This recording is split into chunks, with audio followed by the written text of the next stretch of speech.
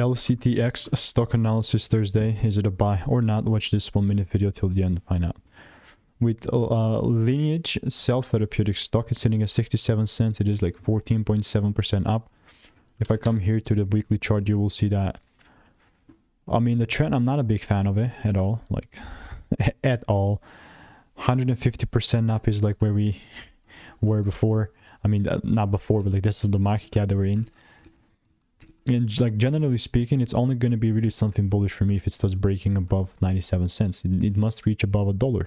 And guess what? Even on the New York Stock Exchange, tickers are getting delisted because they're under $1. So we are going to see, like generally speaking, it's only really something short if it starts breaking double break beneath these lows. So I will most definitely continue to keep you updated. And if you want to make more money trading in a simple only way, just click the first link in the description. It's a free newsletter. Goodbye and enjoy.